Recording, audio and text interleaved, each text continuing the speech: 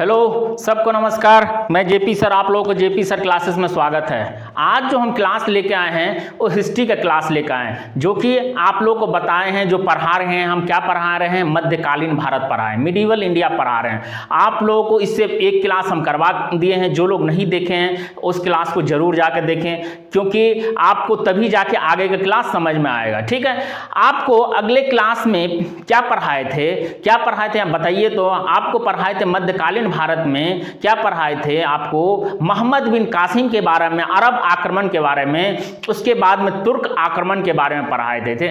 उसमें से आपको मीर कासिम के बारे में पढ़ा दिया था, मोहम्मद मीर कासिम। उसके बाद में आपको किसके बारे में पढ़ाए थे? गजनी के, मोहम्मद गजनी के बारे में पढ़ाए थे। आज एक तो तुर्क शासक बचा हुआ था मोहम्मद गौरी, उसके बारे में आपको पढ़ाएं, जो कि यहां से बहुत क्वेश्चन आता है, इसीलिए बहुत इंपॉर्टेंट है। आप लोग इसको जरूर देखिएगा। ठीक है, चलिए स्टार्ट करते हैं। मोहम्मद गौरी के बारे में जानते हैं। ठीक है, कुछ साम्राज्य जानते हैं। क्या होता है, जो तुर्क शासन, जैसे मतलब मोहम्मद गजनी जैसे साम्राज्य को स्थापित नहीं कर पाए, उस तरह से मतलब क्या हुआ, जो मोहम्मद गौरी ने एक अच्छा स्थापना कर दिया। ठीक है, जिससे वो नींव रख के गया था। ठीक है, तो मोहम्मद गौरी जो था वो गजनी गौर शासक था। उसने गजनी और राजों के बीच स्थित एक छोटा सा जिस निवास था, जिसका नाम था क्या? गौर एक छोटा सा निवास था, इसी के नाम पर आ गया मोहम्मद गौरी। ठीक है, तो गौर एक छोटा सा जगह था जिसमें किसका शासन चल रहा था उस टाइम में? गौर में महायान मतलब कि बौद्ध धर्म का वहां पे अनुयायी लोग रहते थे। ठीक है, वहां पे बौद्ध धर्म का ज्यादा लोग वहां पे रहते थे। उसने क्या किया, मोहम्मद गौरी, उस सबको हटा के, उन लोगों को युद्ध करके, उन लोगों को मतलब कि क्या कर लिया, उसको मुसलमान बना दिया गया। ठीक है, ऐसे माना जाता है। ठीक है, तो मुस्लिमकरण कर दिया गया वहां पे। ठीक है, सबसे पहले उसने क्या किया, 1163 ईस्वी में गयासुद्दीन मोहम्मद को गौर की गद्दी मिली थी। इनका जो मोहम्मद गौरी का बड़ा भाई गयासुद्दीन मोहम्मद, उसको उसने गद्दी पे बैठा 1163 में। ठीक है, उसने थोड़ा दिन रहा कुछ, उसके बाद में वो क्या किया, जो अपने तुर्क परंपरा के मुताबिक क्या किया, उसने गद्दी छोड़ के अपने भाई को दे दिया, मतलब कि अपने मोहम्मद गौरी को दे दिया, और मोहम्मद गौरी को सम्राट छोड़ के अपना चल गया। ठीक है, तो उसने वो गद्दी कौन संभाला? फिर उसका छोटा भाई, क्या नाम था? मोहम्मद गौरी को सौंप के चल गया, और उसके बाद में इसी से वो विख्यात हो गए, मोहम्मद गौरी के नाम से विख्यात हो गए। ठीक है, तो इसी के लिए प्रसिद्ध आता है मोहम्मद गौरी के बारे में हम लोग जानते। सबसे पहला उस गद्दी पे कौन बैठा था पूछेगा, ये गौर शासक में सबसे पहला गद्दी पे कौन? उसका गयासुद्दीन मोहम्मद बैठा था, जो इनका बड़ा भाई था मोहम्मद गौरी का। ठीक है, उसके बाद में भारत पे आक्रमण कैसे किया हो, किस तरह से किया मोहम्मद गौरी ने, इसके बारे में हम लोग जानते हैं। ठीक है, सबसे पहला आक्रमण उसने किया था 1175 ईस्वी में मुल्तान पे आक्रमण, जो कि आज पाकिस्तान का क्षेत्र है मुल्तान। ठीक है, उस पे आक्रमण करके उसने पूरा तरह से जीत लिया। ठीक है, मुल्तान पे अधिकार कर लिया। ठीक है, उसके बाद में 1178 और 79 ईस्वी में गुजरात का नहरवाला में उसने आक्रमण किया, बट वहां पे चालुक्य वंशीय शासक चल रहा था। वहां पे चालुक्य का शासक चल रहा था, चालुक्य वंश का शासन चल रहा था। ठीक है, जिसमें उसका मूल राज का भाई भीम द्वितीय ने उसे अबू पर्वत पर बुरी तरह से पीट के उसको मतलब कि उसको हराया। किसको? किसको हराया? आपको बताएं किसको हराया? ये मोहम्मद गौरी को, जो क्या किया था, वो चालुक्य वंशीय शासक था। जो कौन था चालुक्य वंशीय शासक? भीम द्वितीय, उसको बुरी तरह से हराया। पूछता है भीम द्वितीय ने किसको हराया था अबू पर्वत पे? तो किसको हराया था? मोहम्मद गौरी को हराया था। उसने भाग के फिर चल गया। फिर उसके बाद में 1185 ईस्वी में सियालकोट पे आक्रमण कर दिया। सियालकोट पे आक्रमण किया और उसमें थोड़ा बहुत उसको जीत हासिल मिला। उसके बाद में 1186 ईस्वी में उसने लाहौर के मलिक खुरों को हराकर पंजाब पर अधिकार कर लिया। पंजाब उस टाइम पाकिस्तान के प्रांत में पड़ता रहा। तो उस टाइम क्या होता था, क्या किया उसने, लाहौर पे भी अधिकार कर लिया। ठीक है, लाहौर में क्या किया उसने, किसके साथ युद्ध कर लिया उसने, मलिक खुसरो के साथ। याद रखिएगा, उसने मलिक 1186 ईस्वी में किसके साथ युद्ध किया, मलिक खुसरो के साथ उसने युद्ध किया और क्या किया, पंजाब को अपने अधिकार कर लिया। अब वो सोचा, जो पंजाब के रास्ते से मोहम्मद गौरी बहुत मतलब एक तरह से दिमागी आदमी था, उसने क्या सोचा, जो अब मेरे को भारत में प्रवेश करना था। किसके रास्ते करेगा, पंजाब के रास्ते उसने भारत में प्रवेश करने की कोशिश किया। तभी उसका मिलन हो गया अजमेर का एक राजा था, जो अजमेर का राजा था जिसका नाम था पृथ्वी, उसमें चौहान वंश का शासन चल रहा था, जिसका नाम था पृथ्वी चौहान से उसका मुलाकात हो गया।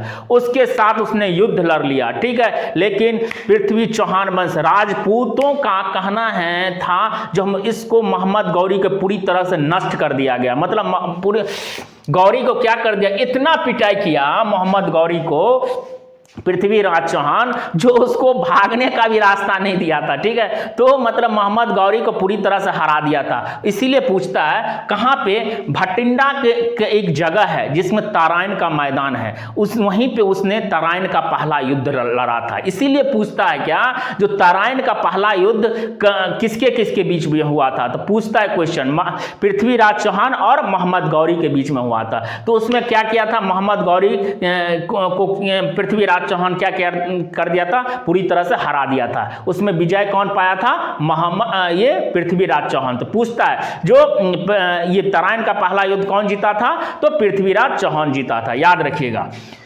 उसने कहां पे, भटिंडा में तराइन का मैदान था। उसके बाद में मोहम्मद गौरी एक ईगो वाला इंसान, उसने सोचा हम इतना शासन किया, इस तरह से युद्ध में सबको हम हराया, ठीक है, अपने ईगो पर ले लिया। ठीक है, उसने फिर से गया आक्रमण कर दिया, तराइन का दूसरा युद्ध लड़ लिया। ठीक है, वहीं भटिंडा जगह पे उसने तराइन का मैदान में फिर दूसरा युद्ध उसने लड़ लिया। किसके साथ, पृथ्वीराज चौहान के साथ। उसको राजपूतों ने थोड़ा धोखा दे दिया। ठीक है, जिससे उसका सेनापति था उसने धोखा दे दिया, जिसके कारण उसने पृथ्वीराज चौहान क्या हुआ, उससे मतलब कमजोर पड़ गए और वहां पे वो युद्ध हार गए थे। द्वितीय तराइन का युद्ध, तो तराइन का द्वितीय युद्ध में कौन जीता था, गौरी ने जीता था। याद रखिएगा, इसका ईस्वी भी पूछता है। ठीक है, तराइन का प्रथम युद्ध कब हुआ था, 1191 में हुआ था, गौरी और पृथ्वीराज चौहान का। इसमें कौन जीता था, पृथ्वीराज चौहान जीता था, पृथ्वीराज चौहान जीता था। याद रखिएगा,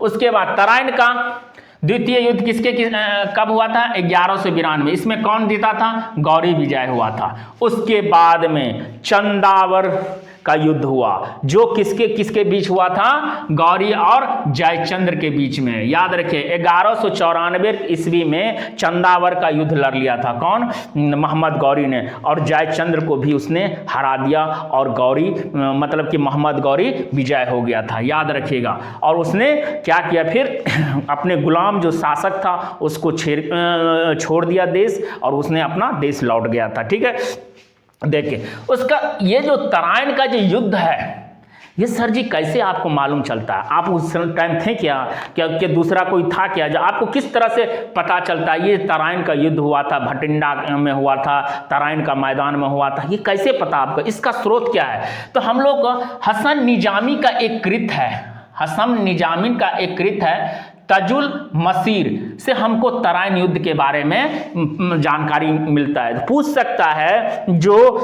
पूछता है क्या, जो मतलब कि आपको तराइन युद्ध के बारे में जानकारी कहाँ से मिलता है, तो किस हसन निजामी का कृत क्या है, तजुल मसीर से हम लोगों को सारा कुछ जानकारी तराइन युद्ध के बारे में मिलता है। याद रखिएगा, इसके बाद में कुछ इसके बारे में जानकारी लेते हैं कि क्या प्रभाव पड़ा था भारत पे। ठीक है, ये और ये क्या क्या किए थे मोहम्मद गौरी, इसके बारे में देखते हैं। मोहम्मद गौरी के सिक्कों पर एक तरफ कलमा लिखा रहता था, दूसरे तरफ लक्ष्मी का आकृति दिया रहता है। एक तरफ तो कलमा देता था और दूसरे तरफ लक्ष्मी का आकृति दिया रहता था। ठीक है, याद रखिएगा। उसके बाद में मोहम्मद गौरी को 1206 ईस्वी में खोरकों ने मोहम्मद गौरी को पूरी तरह हत्या कर दिया। याद रखिएगा, कौन हत्या पूछता है बार बार, जो कितना ईस्वी में मोहम्मद गौरी का मृत्यु हो गया था, 1206 ईस्वी में उनका मृत्यु हो गया था और उसको खोरकों कौन उनको मार दिया था, खोरकों ने मार दिया था। याद रखिएगा, इस आक्रमण के कारण, ये जो मोहम्मद गौरी आक्रमण के कारण ही गुलाम वंश का जन्म हुआ। जो गुलाम वंश, जिसका मतलब कि गौरी का जो गौरी का जो सेनापति था, कौन था, कुतुबुद्दीन ऐबक, उसको उसने सौंप दिया राज और बोला आप तुम चलाओ, हम चलते हैं अपना देश। उसी टाइम उसको मतलब उस वहाँ पे जाके 1206 ईस्वी में खोरकों ने मोहम्मद गौरी को क्या किया, मार दिया था। ठीक है, तो याद रखिएगा, ये जो आपको हम क्वेश्चन कराए हैं बहुत इंपॉर्टेंट क्वेश्चन है। ठीक है, आप लोग इसको जरूर लिखिएगा और मतलब कि इसको कॉपी पेन में नोट डाउन के, जो कि आपको हर चीज़ में बड़ा बड़ा एग्जाम तो आपको कुछ निकाली दे, जितना भी छोटा एग्जाम है वो भी निकाल पाएंगे आप,